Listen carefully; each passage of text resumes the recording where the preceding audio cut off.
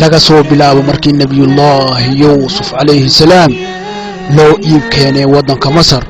oo laga iibiyey isaga oo wiil yara si adoonnimo ah waxaa ilaahay subxaanahu wa tacaala uu qadaray inuu isagu madax ka noqdo waddanka masar muddo yar kadib wakhtigaas ayaa waxaa u soo guuray waddanka masar walaalihii waxay ku bateen oo ku tarmeen waddanka masar boqorrada xukunka waddanka masar isaga dambeeya waxaa lagu naanaysi jiray fircoon waxay intooda badan ilaa muddo ah ixtiraam u hayeen reer bani israa'iil iyaga oo ku ixtiraamaya nebiyullaahi yuusuf calayhi salaam waxaa in muddo ah kadib waddanka masar xukunkiisa qabtay fircoon ka mida faraaciiniyiintii kaasoo reer bani israa'iil si aad iyo aad ah u nacay wuxuu ku soo rogay inuu wiilashooda laayo iyagoo dhan addoon uu ka dhigo gabdhahooda iyo dumarkoodana uu ku shaqaysto waxaa ilaahay subxaanahu wa tacaala uu soo saaray nebiyullaahi muusa calayhi salaam kaas oo noqday badbaadadii reer bani israa'iil iyo halaagii fircoon iyo qoomkiisa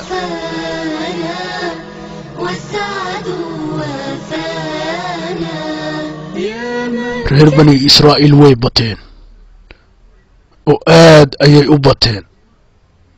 wax faa'iido ahna ma noo hayaan shaqada u dira tiradii shaqaalaha way bateen tiradoodii aad ayay u bateen reer bani israa'iil maxaan ka samaynaa boqorkaygiyow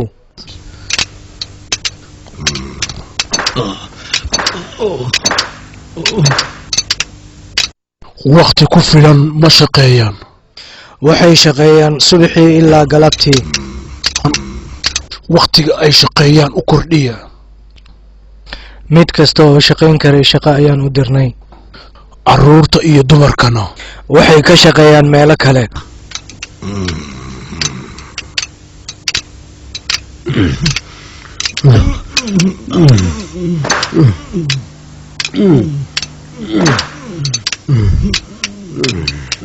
ilaa iyo goormaan dhibaatadan ku jiraynaa waad ogtahay inuu ka soo dhaabixi doono reer bani israa'iil wiil asaga gacantiisa uu fircoon ku halaagsami doono laakiin xalaal calayk duqa faaliyayaashana waxay leeyihiin wakhtiguu wiilka soo bixi laha waa soo dhowdahay waraada waalidii aanugu soo dhow yihiin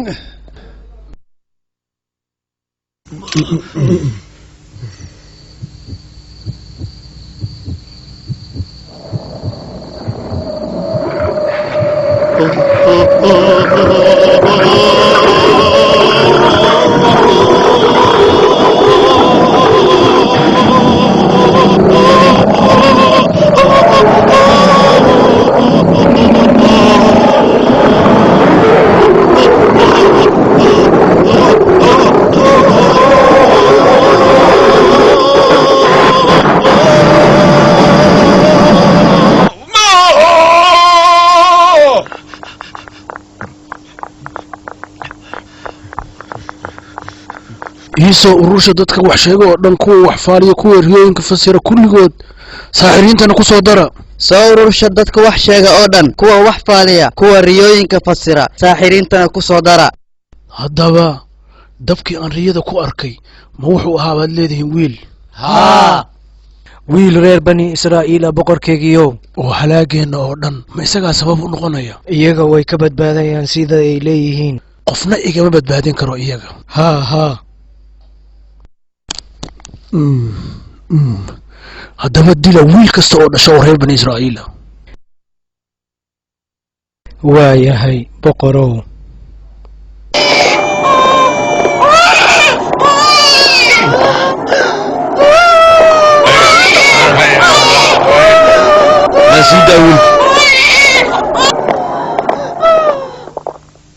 markii in muddo ah wiil kasta oo dhasha oo reer bani israa'iila la gowracayay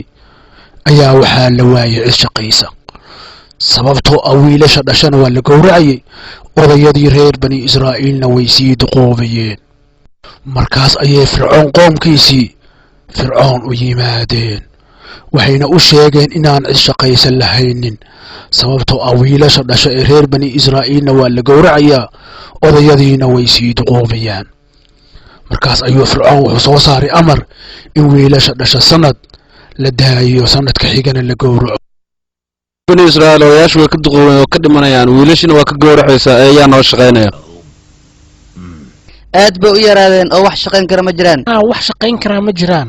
shaqaday samey jireen dhan hadda waxaa la rabaa inaan anaga samayno odayaashii xitaa waxaan ku qasabnay inay shaqeeyaan wax shaqayn kara waxaa ka haray wax yar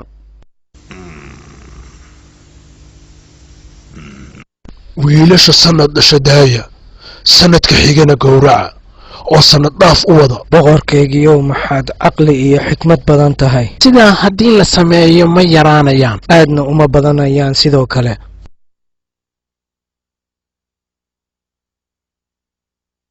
nebiyullaahi haaruun calayhi assalaam waxa uu dhashay sanadkii saamaxaadda reerku aad ayay ugu farxeen laakiin hooyadii isla sanadkii ayay uuraysatay taas oo macnaheedu yahay in ilmaha ay dhasha haddii wiil uu noqdo uu ku beegmayo sanadka gowracaadda oo ay noqonayso in la gowraco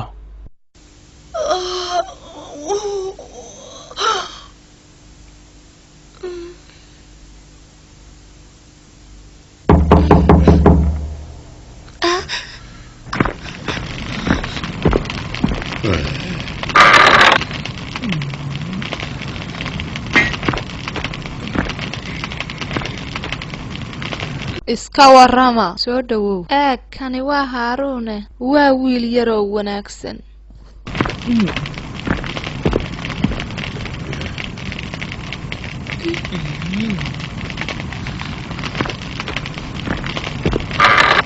bal halkan fadhiiso walaalay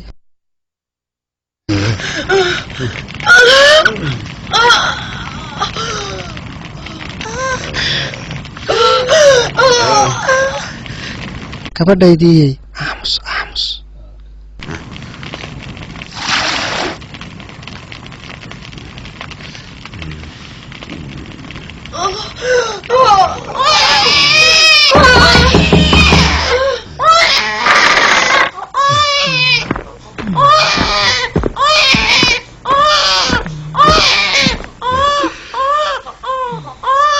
wixii dhacay waad u jeeday wiilka yar noodaa oo qalbigaaga naxariis nooga raadi haa haaruun hooyadiiye haddii runta aan kuu sheego maxay waxaan u soo baxay in aan nimanka wax gowraca u sheego wiilkaaga laakiin wiilkaagan qalbigayga waxa u gashay naxariis aan weligay ilmo kale u gelin waxba sheegi maayo ee wiilkaaga ilaasho ilaahay ayaa mahad iska leh ilaahayow adiga mahad iska leh alla maxaad weynaatay gabadh yahay maxaad ugu daweyn weyseen baraska gabadhayda boqorkeenniyow annaga ma hayno wax aan ku daaweyno laakiin waa isku dayeynaa wixii tabarteenna ah mar labaad ma qiraysaan awood la'aantiinna boqorkeenniyow na saamax oo noo dembi dhaaf macbadkii waad dhisi weydeen sow maaha haa maxay tahay sababtu boqorkeenniyow macbadka wuxuu u baahan yahay maal badan oo aanan haysanin soo aruusha haddii aadan haysan reer bani israa'iil waxba ma bixiyaan sababtoo ah waxay ka sheegtaan faqri ciqaaba qoraxda markay dhacdo ayaan ku bilaabanaa inaan ururino oo aan qasab uga qaadno waxaan qasab uga qaadaynaa waxa ay hayaan oo dhan waxaan haynaa masado waxaan haynaa bariis waxaan haynaa basal baasto waxaan haynaa hilib iyo caano kaale iibsado waa cunto aad iyo aad u wanaagsan suuqa maanta aad buu shidan yahay kusoo dhawaada walaalayaal maxaan kaa iibiya abay waxaan raadinaa sanduuq oo alwaax ah sanduuq intee la eg koo yariis ah oo intaas la eg noocaanoo kale ma rabtaa haa borobiyo kan oo kale oo kan dulduleel buu leeyahay ma haysid miyaa mid aan dulduleel lahayn haa alwaaxaa ku kabi karaa haa sidaas ii samee alloora beri subaxii u soo laabo marka maya haddaan rabaa aniga taas suurtagal maaha abay waxaad rabtaan dhiiba fiir abay ma wiilkaagaa dhintay maanta maya maxaa waaye deg degaan ku soo gala adiga bal maxaa kugu dhacay ii sheeg waxa jira si aan arrintaada wax oga qabto okay idhegayso kooladan qaad mari meelaha uu ka dulduleelo sanduuqa oo dhan. aadaad u mahadsan tahay. si degdeg ah halkan oga bax si uu qofna ku arkinba.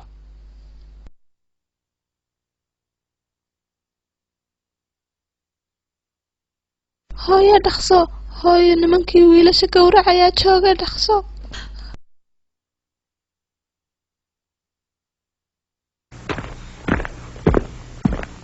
وأوحينا إلى أم موسى أن أرضعيه فإذا خفت عليه فألقيه في اليم ولا تخافي ولا تحزني إنا رادوه إليك وجاعلوه من المرسلين. waxa uu ilaahay subxaanahu wa tacaala u waxyooday nebiyullaahi muusa calayhi salaam hooyadii nuuji wiilkaaga yar ee muuse ah markii aad u baqdidna ku tuur hirka badda hana welwelin hana murugoonin waanu kuu soo celin doonaa waxaanan ka dhigaynaa rasuul ka mida rususha ilaahay.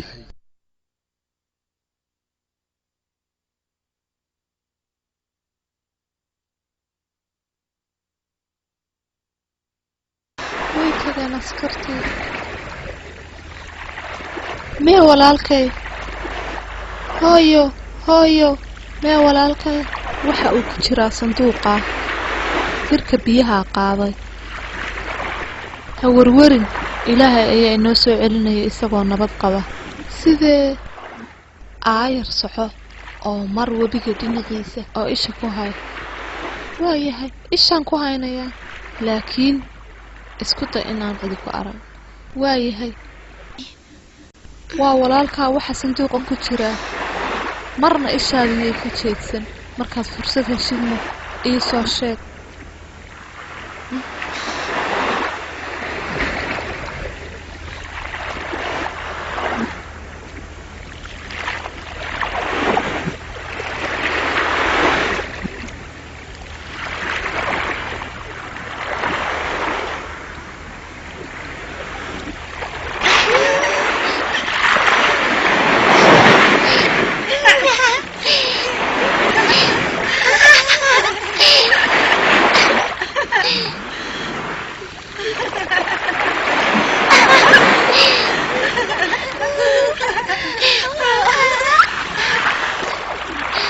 sanduuqii waxa uu sii socdaba wuxuu ugu dambayntii ku soo caariyey qasrigii fircoon isaga oo uu ku jiro nebiyullaahi muuse calayhi salaam oo wiil yar ah.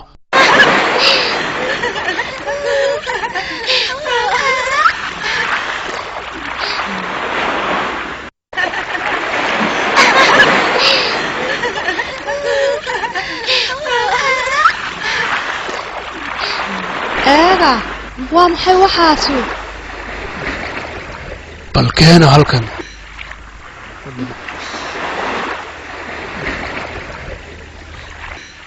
fur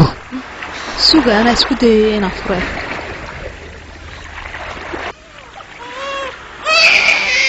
allah waa wiil yar oo qurux badan alla maanta maalintu fiicana alla ku jecliyey wiil yow yari waa reer bani israa'iil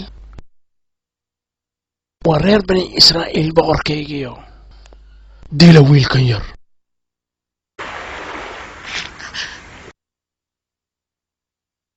waa wiil yaroon dembi lahayn waa reer bani israa'iil sidaad adiguba og tahay haddii uu yahayna maynu ka dhigno mid dhashay sanadka cafiska laakiin sanadkani sanadkii cafiska ma aha waynu korinaynaa waxaynu ka dhiganaynaa wiil korinaynaa wuxuuna inoo noqon doonaa mid indhahaynu ku doogsadaan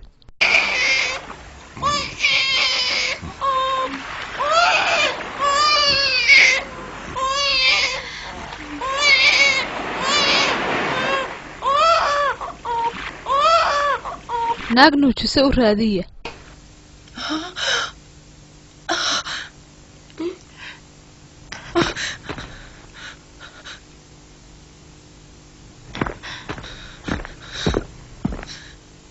intaa inka badan ma sugi karo waan u tegayaa waanan u sheegayaa laakiin hadday gartaan inuu wiilkaaga yahay way dilayaan يا الله يا ربي. وأصبح فؤاد أم موسى فارغا إن كادت لتبدي به لولا أن ربطنا على قلبها لتكون من المؤمنين. نبي الله موسى عليه السلام hooyadii qalbigeedii waxa uu noqday mid maran waxaana aad uga murugoonaysa wiilkeedii yaraaye muuse ahaa waxay ku sigatay inay jidadka u soo baxdo oo ay ku qayliso waxaa iga maqan wiil laakiin ilaahay subxaanahu wa tacaala ayaa qalbigeeda sugay oo ka dhigay qof mu'minada. qasriga meel u dhow tag oo soo dhagayso waa intaasoo soo maqashaa war aynu ku faraxna dhaqso hooyo. boqoradaydii caanahayga ma doonayo sidaasuu u diiday dumarka oo dhan. u yeedha gabadh kaloo nuujisa. qasriga ma joogto gabadh kaloo wax nuujin kartaa. fikrad baan hayaa. xambaara suuqa la soo mara oo soo raadsha gabadh nuujisa xoogna u taxadara. aniga wuu i diiday sidaasuu u diiday dumarka oo dhan maxaynu yeelnaa? mid kaloo nuujisa ha la raadiyo. war mid kaloo wax nuujisaa ma jirtaa? war mid kaloo wax nuujisaa ma jirtaa?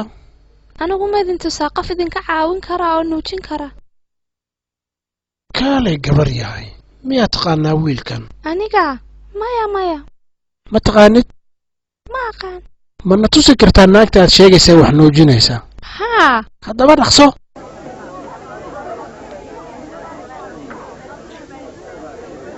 وحرمنا عليه المراضع من قبل فقالت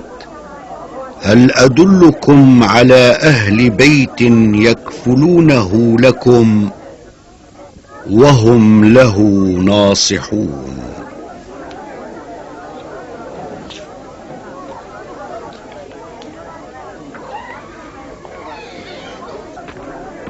نبي الله موسى عليه السلام وحاو إلهي سبحانه وتعالى كإلالي إنو نوغو دمرك كليتو iyaga oo wareersan oo waxay sameeyaan garan la ayaa gabadhii yareed ee walaashiis waxay ku tiri ma idin tusaa qof wiilka yar dhaqaalaynaya oo u samafalaya. رب العزة والملكوت سبحان الملك القدوس رب العزة والملكوت سبحان الملك القدوس. هلا سوقلي قصرك gabadha. ma aniga qasriga ku noolaanaya? haa annagaad nala joogaysaa si aad wiilkayga u nuujisid. anigu weligay qof uma jeclaan sida aan isaga u jeclaaday. gurigayga kama soo tegi karo oo carruurteeda iga dayacmaysa. qasrigan waxaad ka helaysaa wax alla waxaad doonaysid. carruurteeda i tabaysa waxay doonayaan oo dhan baan u diraynaa. aad ayay iigu baahan yihiin carruurtayda. markaad firaaqa haysid ayaad u tegaysaa. ma awoodo laakiin waxaan samayn karaa haddii aad ii ogolaato inaan wiilka gurigayga la aado. gurigaaga? haa gurigayga waxa uu ka heli doonaa khayr badan mana samayn karo taa wax ka gedisan. waan ogolaaday laakiin ilaali wiilkayga. gabadhan ha la siiyo wax alla waxay rabto. waayahay boqoradaydii iina keen oo isoo booqa mar walba. waayahay gabadhan ha la siiyo wax alla waxay rabto. فرددناه إلى أمه كي تقر عينها ولا تحزن ولتعلم أن وعد الله حق ولكن أكثرهم لا يعلمون.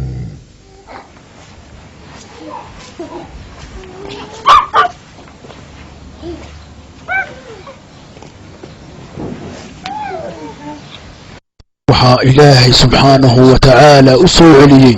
nebiyullaahi muusa calayhi salaam hooyadii si ay isheeda ugu raaxaysato oo aanay u murugoonin isla markaana ay u ogaato inay ballanta ilaahay tahay mid xaq ah laakiin taa dadka badankiisu ma garanayaan oo ma oga. سبحان الملك القدوس رب العزة والملكوت سبحان الملك القدوس رب العزة والملكوت سبحان. maanta waxa ay soo booqanaya wiilkaygii waxaa la arki doonaa sida dadkoo dhan uga wada helaan ay u jecel yihiin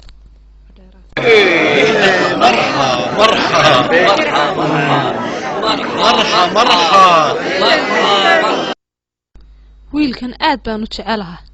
waxaan kuu geynayaa aabbaha si uu kuu karaameeyo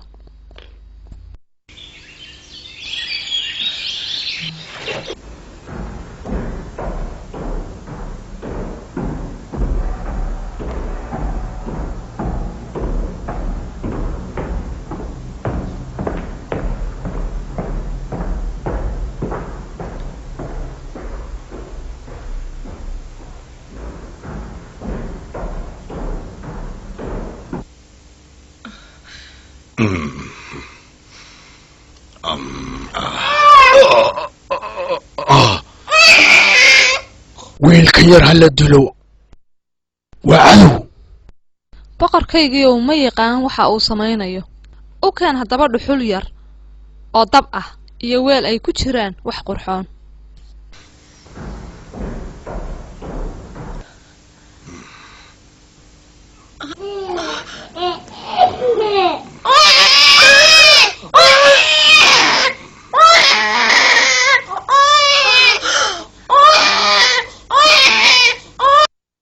ma aragtay ma kala saari karo dabka iyo waxa kale weli waa wiil yar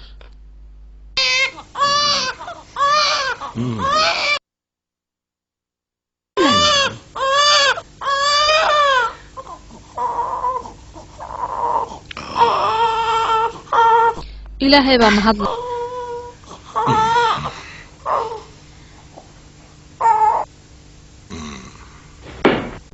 wiilkaygan yari waxa uu kaaga mahadnaqayaa waxa aad siisay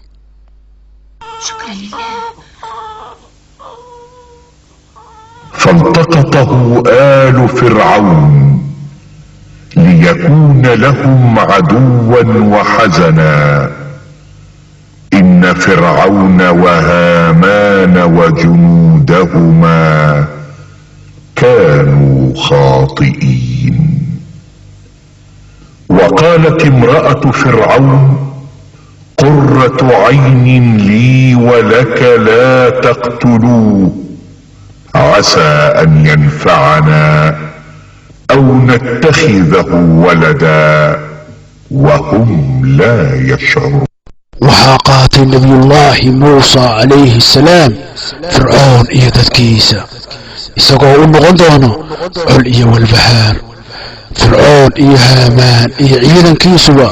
وحي هايين كوقفي كردر وحي تري فرعون حاس كيسو wiilkan yar waa raaxada ishayda iyo taadaba hadilina waxaa dhici karta inuu ina anfaco oo aan ka dhigano wiile iyaguna xaqiiqda iyo arrimuhu siday ku dambayn doonaan maysan garanaynin سبحان الملك القدوس رب العزة والملكوت سبحان الملك القدوس رب العزة والملكوت سبحان الملك القدوس